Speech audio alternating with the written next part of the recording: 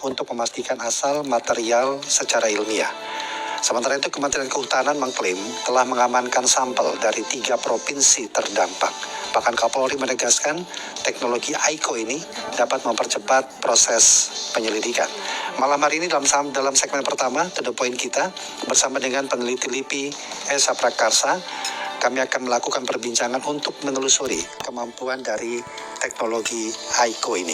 Nanti Anda juga dapat bergabung bersama kami di 021 352 3172, 384 4545, 386 2375 dan 386 6712.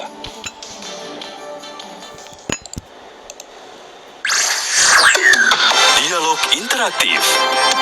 Dialog Interaktif.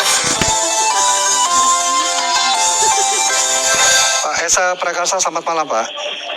Ya, selamat malam. Iya, apa kabar Pak Esa malam hari ini Pak? Baik, alhamdulillah Mas. Baik, teknologi AICO, kalau kami baru mendengar ini Pak, mungkin di awal bisa dijelaskan, apa sih AICO ini Pak?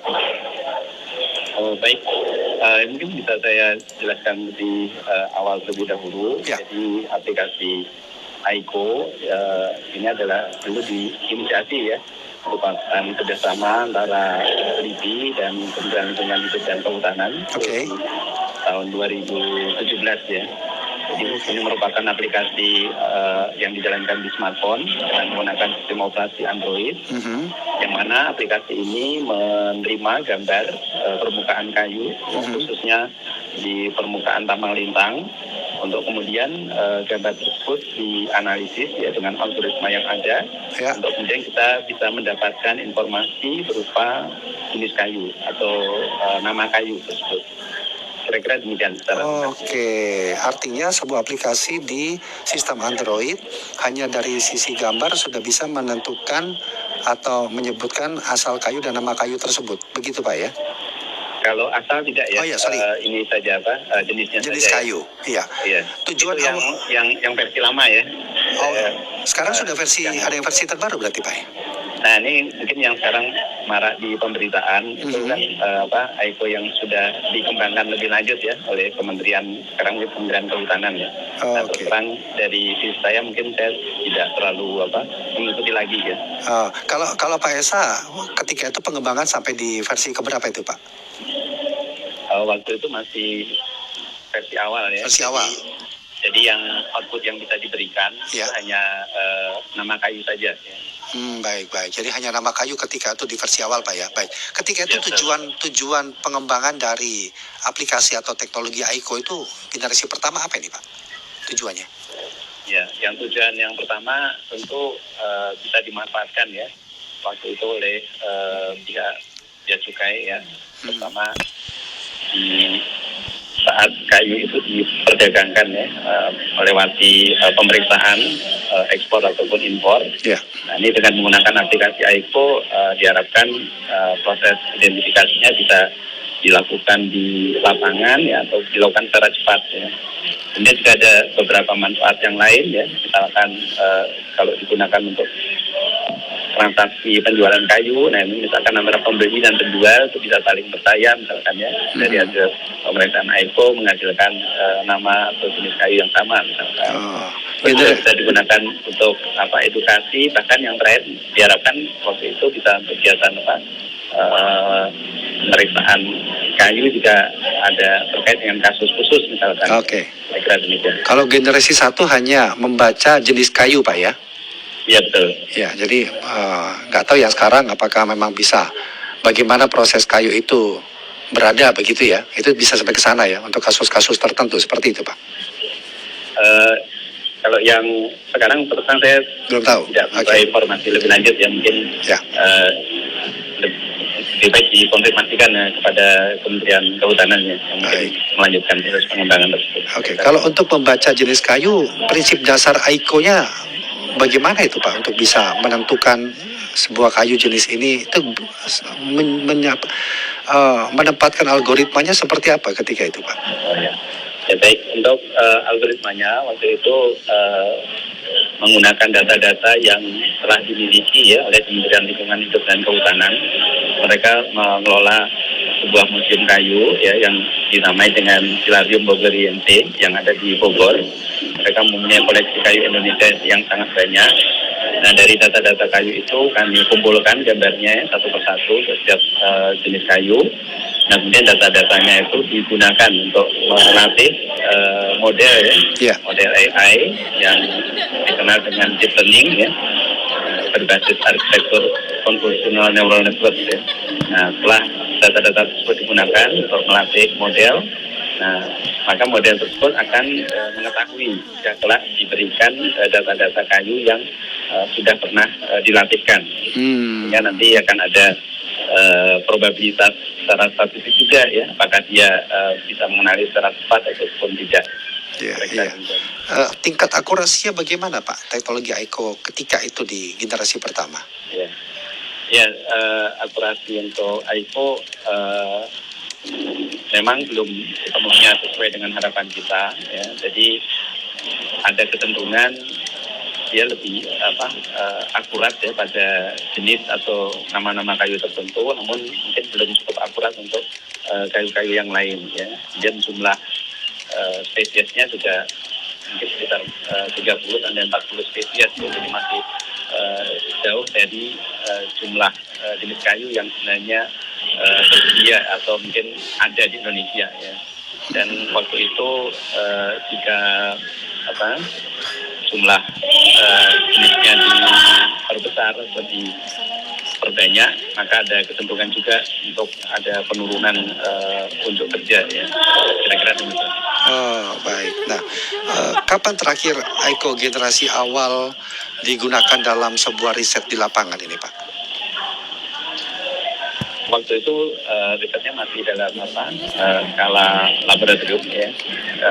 Pernah dicoba untuk melakukan identifikasi, mungkin hanya menguji misalkan karena algoritma ataupun model deep learning itu kan dijalankan di server ya, di cloud ya, sehingga saat diuji di lapangan kita ingin memastikan apakah data-data yang diambil oleh aplikasi tersebut bisa dikirim dengan baik ke cloud, kemudian cloud bisa memberikan jawaban dengan cepat atau tidak. Namun sampel-sampel kayu yang dianalisis masih kayu yang sifatnya contoh ya, maksudnya bukan kayu untuk kondisi real. Oke. Kalau sekarang sudah generasi keberapa Pak? 4 ya, kalau nggak salah ya? Nah itu terang saya belum tahu juga. Saya tidak mengikuti ya, karena sejak tahun 2019 AICO dilanjutkan ya pengembangannya oleh Kementerian Lingkungan Hidup dan Kehutanan. Dan saat itu kami tidak terlibat di dalamnya ya. Iya. Betul. Tapi kalau berdasarkan pengalaman Pak Esa mengembangkan AICO di generasi awal, yang ketika itu mampu mengenali jenis kayu, kemampuan apa yang idealnya Pak ya? Sebuah aplikasi teknologi ini bisa muncul pada pengembangan generasi berikutnya Pak. Oh iya. Ya mungkin yang belum sempat kami kerjakan, misalkan dengan menggunakan sampel-sampel kayu yang diambil dari data di lapangan ya. Jadi kalau teknologi berbasis deep learning atau AI itu kan biasanya sangat tergantung dengan jenis data latih yang diinputkan ya. Jadi kalau dia diberi data yang baru, nah itu ada kemungkinan dia mungkin tidak akurat. Nah, waktu itu mungkin lebih banyak kami menggunakan data-data yang terbatas ya. Ini kalau ingin dibuat ideal sebenarnya untuk jenis data kayu yang sama itu mungkin perlu sampel dari berbagai tempat ya, dari berbagai lokasi atau kondisi yang di Indonesia. Nah itu mungkin yang belum sampai ke arah sana. Ini kalau misalkan jenis sumber kayunya lebih bervariasi ya, walaupun jenisnya sama namun sumber samplingnya itu bervariasi, saya rasa itu sangat membantu sekali untuk meningkatkan ataupun menguji aplikasi AICO tersebut makin lama makin handal. Ya. Baik. Pak Esa, kita terima dulu pendengar Pak ya. Ada Pak Udin di Boyolali. Selamat malam Pak Udin. Selamat malam. Assalamualaikum warahmatullahi wabarakatuh. Waalaikumsalam warahmatullahi wabarakatuh. Silakan Pak. Ada Pak Esa Prakarsa, beliau Kepala Pusat Riset Sains, Data dan Informasi Badan Riset dan Inovasi Nasional atau BRIN. Silakan. Iya, selamat malam Pak. Apakah kayu yang gelundung-gelundung ini, apakah pemotongannya itu sudah ada izinnya, sudah ada surat izinnya gitu. Sehingga perlu ada pengelompokan dengan teknologi AICO ini. Terima kasih. Assalamualaikum. Waalaikumsalam warahmatullahi wabarakatuh. Silakan untuk membantu menanggapi nih Pak Esa. Ya. Ya, halo Pak Esa. Nah, untuk ya baik untuk izin atau tidak yang saya pahami tentu di luar cakupan kemampuan aplikasi ya. Kalau aplikasi kan dia menerima sampel gambar ya, tampang lintangnya, dan kita bisa kenali probabilitas jenis kayu apa gitu ya. Tapi kalau setelah kita ketahui namanya dan dirunut lagi, nah itu saya rasa mungkin belum ya. Ya. Mampu sampai ke arah sana. Atau begini Pak, apakah teknologi AICO seharusnya di generasi-generasi setelah generasi awal tadi itu bisa diarahkan untuk menelusuri asal kayu hingga lokasi geografisnya, aspek anatomi atau apalah, atau data apa yang diperlukan untuk ditingkatkan dibandingkan generasi pertama? Bisa nggak sampai ke sana ini, Pak Esa? Ya kalau misalkan setiap nama kayu yang ada di Indonesia kemudian punya katakanlah alamat ya, dia kira-kira tumbuhnya ada di mana atau lokasi tumbuhnya itu ada di mana, mungkin bisa ya. Jadi kan sebenarnya satu properti atau satu jenis kayu itu sifat-sifat lain yang ingin direkam itu cukup banyak ya. Kalau yang saya lakukan hanya gambar tampang lintang kemudian dikorelasikan dengan nama ya. Tapi kalau misalkan dikorelasikan dengan asal, dengan manfaat, kemudian dengan berat ya, itu masih banyak data-data lain yang mungkin bisa diinput ya. Diinput dan dihubungkan ya dengan nama kayu ya. Oke. Nah, AICO ini kan digunakan Pak ya oleh pihak kepolisian dalam proses penyelidikan karena marak ditemukan kayu-kayu gelondongan yang terbawa dalam peristiwa banjir kemarin. Apakah itu ada pembalakan liar atau tidak, ataukah memang itu kayu-kayu dari perusahaan-perusahaan yang berizin atau tidak. Nah, apakah secara prinsip Pak, teknologi seperti AICO ini dapat digunakan untuk penelusuran hal tersebut? Gimana itu Pak? Ya, kalau misalkan sampel yang kita dapatkan dan kita ketahui, mungkin bisa kita dapatkan jenis kayunya ya. Tapi kalau untuk sampai tertelusur, nah ini perlu tambahan data lagi gitu. Kayu ini asalnya dari mana? Nah itu yang waktu itu belum kami gunakan ya waktu mengembangkan aplikasi AICO saat itu. Nah ini saya kurang tahu kalau yang versi sekarang apakah data-data tambahan tersebut ikut dianalisis atau ikut dikelola atau tidak. Oke. Tapi kalau dari pandangan Anda, bagaimana seharusnya integrasi antara teknologi AICO itu sendiri dengan sistem basis data nasional, Pak? Agar mampu memetakan sebaran kayu, sehingga mengetahui lokasi kayu, karena mungkin di lokasi akan memudahkan pihak penegak hukum dalam hal penelusurannya nanti. Bagaimana ini, Pak? Ya itu perlu usaha yang cukup masif ya, karena mengingat luas wilayah hutan di Indonesia cukup luas ya, besar, dan mungkin kondisinya juga dinamis ya. Nah, kalau itu memang bisa dikumpulkan data-datanya, bisa diintegrasikan, tentu akan sangat bermanfaat dan memudahkan ya. Nah, terus terang saya belum tahu ya untuk kondisi sekarang ya. Oh, untuk yang generasi terbaru ini Pak ya, belum tahu ya kemampuannya seperti apa. Oke. Menurut Bapak, apa risiko teknis terbesar bila AICO dipaksa bekerja di luar kemampuan dasarnya? Dan bagaimana standar ilmiah yang perlu dijaga dalam pengembangannya nanti ini Pak? Bagaimana ini? Nanya mulu. Risiko bagaimana? Ketika kemampuan AICO kan tadi Bapak katakan mungkin harus ada kemampuan, harus ada input data, melatih algoritma mereka dengan model-model tertentu.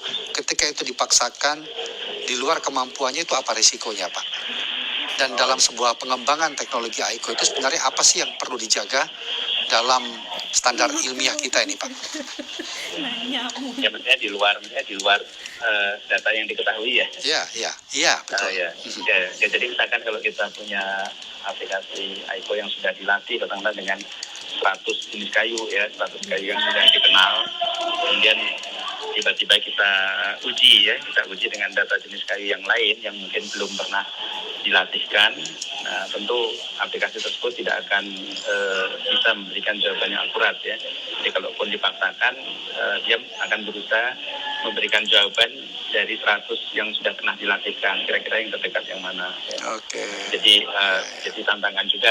Jadi berarti kita harus mengupdate database yang dimiliki sekaligus melakukan proses pelatihan ulang atau pembelajaran ulang ya terhadap algoritma yang ada. Ya, itu kan artinya sebuah tantangan teknis yang harus dijawab ketika menggabungkan Aiko dengan proses investigasi di lapangan, itu ya Pak ya? Ya betul. Ya. Dan bagaimana Bapak melihat pemanfaatan teknologi Aiko? Artinya katakanlah dalam generasi saat ini tentu sudah ada pembaharuan dari generasi-generasi sebelumnya Pak, terutama dalam konteks bencana seperti yang terjadi di Pulau Sumatera ini Pak.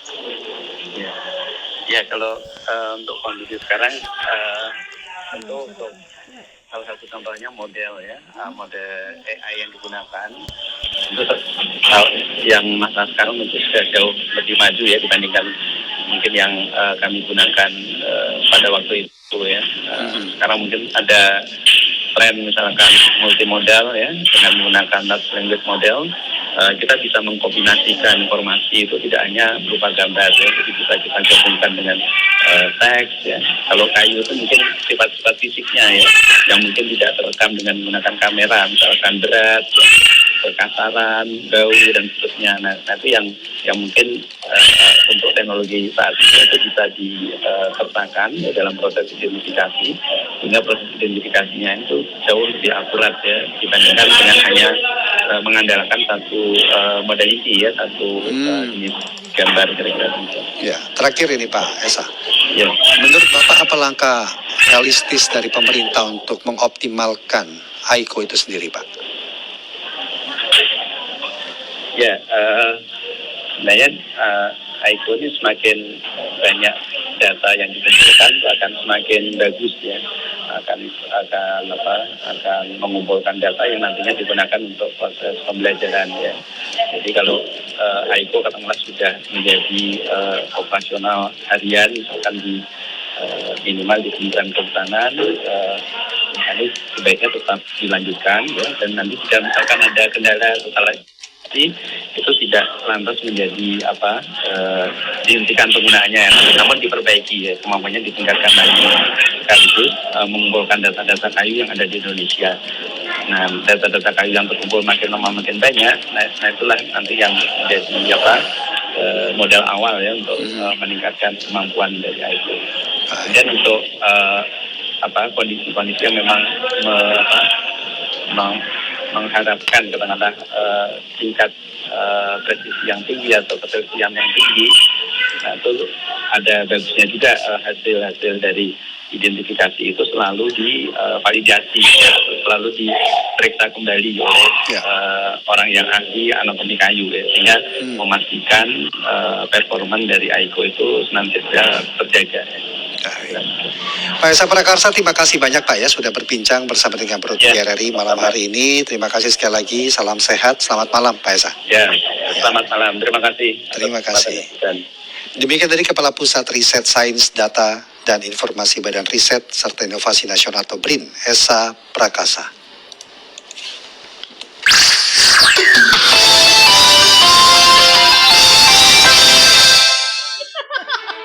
Memori Kolektif Bangsa. Udah aku matiin dulu nih.